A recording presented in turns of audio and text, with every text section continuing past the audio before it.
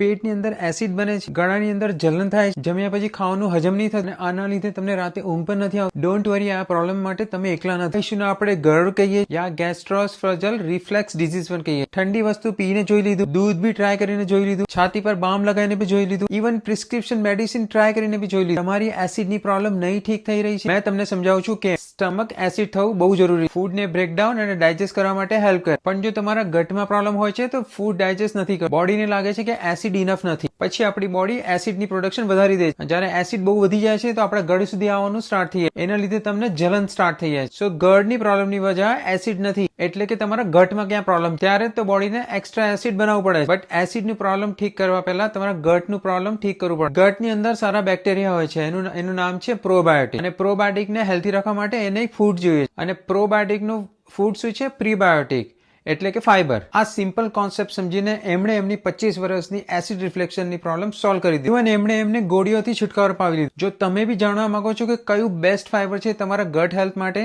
તો તમે મને ડીએમ કરો ફાઈબર, અને હું તમને બતાવીશ બેસ્ટ ફાઈબર જે તમને હેલ્પ કરશે તમારા ગટ હેલ્થ માટે.